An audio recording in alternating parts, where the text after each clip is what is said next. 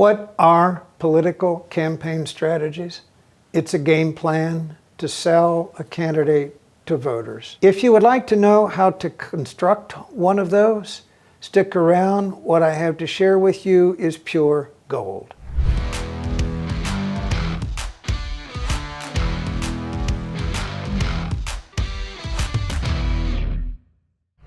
We're going to talk about three really important topics in this video. Who needs to hear your message? What are you going to tell them? And third thing is, how are you going to get that information to them? That is what goes into a campaign strategy. Like I said, stay with me. Let's start with the who needs to hear your message. You cannot be all things to all people in a political campaign. There are going to be people who will not vote for you, no matter what you say. There will be people that you can persuade to vote for you based upon their habits when they get into the voting booth. And then there will be those people who are going to be for you, and all you need to do is make sure that they vote. Those are the basics of targeting. There's a little more, however, that you need to know about how to properly target your voters. One way to look at them is by partisan affiliation. Now, here's a truth about partisan affiliation. They do kind of identify which way a voter leans if you live in a jurisdiction where people register by party. So take a look at what you're doing here, and first look at the party affiliation to get some notion of how many persuadable voters that you're going to need to kind of appeal to. Second place to look in your jurisdiction is by geography. There are certain voters that live in urban areas, there are certain ones that live in suburban areas, and then there are those who vote and live in rural areas. They are generally as different as night and day. You want to look at where your votes come from, what we call your lowest hanging fruit. That is another way to dissect your electorate. You should also look at the demographics of your jurisdiction, the age bracket in which voters are, how many are old, how many are young. You want to know their voting history. You want to know if they tend to vote in primaries or don't. You want to know their income, whether or not they own or rent the place where they live. You want to know something about their net worth.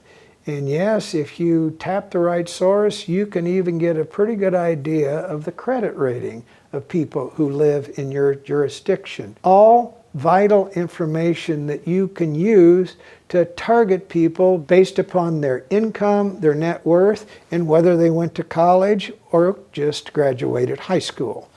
All of that is fair game when you're trying to target your voters.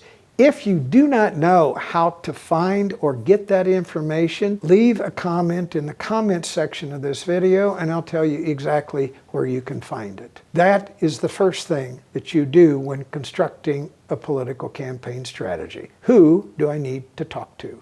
The second thing is deciding what it is that you are going to tell those voters that you want to reach. What makes you qualified to do the job? That's one thing voters expect you to tell them. What is your moral code and your notions of right and wrong? Do you care about the same things they do? That's what we call your moral code. Voters expect you to tell them something about that. They're very, very interested in what you are going to do for them. How are you going to improve their quality of life? Or what problems are you going to solve? What wrongs are you going to right? What injustice will you correct? What policy positions will you fight for that may matter to the people in the marketplace? They expect you to tell them that. The fourth thing I always wonder about a political candidate, even those who make really nice promises that sound great, is how do I know I can trust you?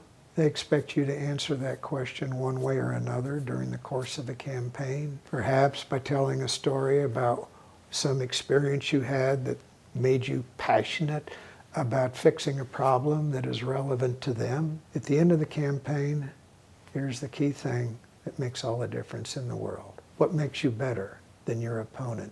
Actually, voters do appreciate the clarity that comes with telling them the differences between you and the other choices on the ballot. Answering those 5 questions is what we call a complete campaign message. Once you've done the targeting, once you've done the message, it's also incumbent upon you to examine the strengths and the weaknesses of your opponents. Ultimately, in any race, your job is to prevail and get more votes than someone else.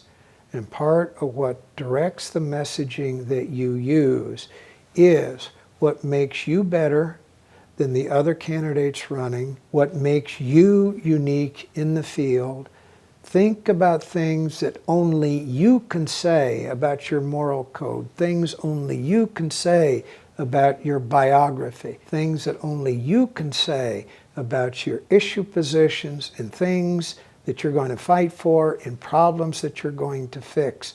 Because a great campaign strategy is one that appeals to a major section of the electorate, and you do sometimes in a political campaign have to differentiate yourself from the rest of the field. Voters expect you to deliver that information to them. Frankly, they won't go looking for it. So this has to be the information that you disseminate to voters, and it has to be part of your campaign strategy. Voters will not go looking for that information. They expect you to give that information to them over the course of a campaign. How do you disseminate this information to voters? Here's a key point I would make about deciding how to disseminate information to voters. When I was a kid growing up, most Americans got their news from Walter Cronkite. He came on 6 p.m. every night, CBS News, and the whole nation was watching what he said for 30 minutes. He was the single primary source of news about things that had happened that day. Those days are gone. They will never come back, which is my way of saying to you that there is no one place anymore where people get their political information. Some get it by reading newspapers, but only 10 to 15% of the population reads them every day. Another piece of the electorate gets their information from what they see on social media. Organic things that they see, paid advertising that they see on social media. Kind of have to meet voters where they are. They're not going to change where they get their news and information because it's inconvenient for you to deliver that information to them on their platform of choice. So we'll start here with social media. There are people, particularly younger voters, that get most of their political information on TikTok. There are another group of voters, they're more middle age, 35 to 60, that get a lot of their political information at the end of the day on YouTube. There is an elderly generation here, meaning the demographic is more elderly than young, who get a lot of political information on Facebook. People of all age groups still get some political information from Instagram. There are those who find political news and all that they consume on Twitter, or what we call X, and still others that get some of their political information on LinkedIn. If you have to reach a diverse electorate, it is incumbent upon you to use all of these social media platforms. You also have to conform yourself somewhat to the way that information is delivered. For example, TikTok is video and YouTube is video. You're going to get nowhere posting still pictures on those two. Facebook and Instagram are generally a combination of pictures and words and pithy posts. Some of the Facebook posts that I see are just all words. Twitter, X as we call it, is both pictures and words, and it draws a different kind of audience than, say, TikTok or YouTube. LinkedIn is new to the block when it comes to political information, but that is a medium that uses almost all words. You have to conform your message. You got to put your message in video format. You got to conform your message to picture and word format and some sole word formats in order to properly disseminate your message in a way that conforms to the format of these social media platforms. It is the most powerful weapon in politics today, not only in the United States, but around the world. Use them and you will profit, but you do have to be patient with them as you grow and disseminate your message, because it does take a while and repeated posts in order for your message to begin to sink in. And I'll mention one other thing here about the social media. It is a beast. It is a very powerful beast, but it is a beast that must be fed.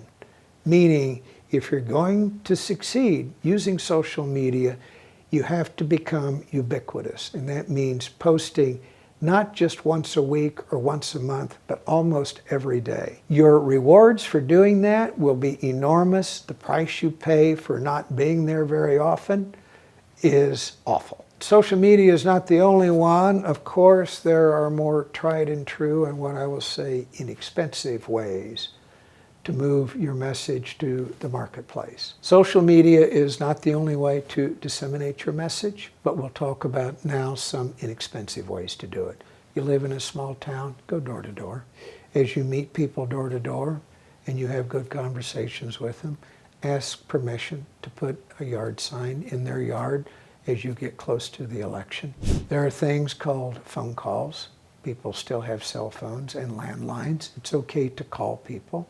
There are things called text messaging. It's a great way to reach people. Certainly a lot of people do read emails that they're sent by political candidates. All of these inexpensive, easy to do, that will not bankrupt a campaign. They may be the only tools you have if you're running a grassroots effort. The other thing I'll mention here is there are some that do cost real money. They are television and the radio and Persuasion Mail. And a word about all of them.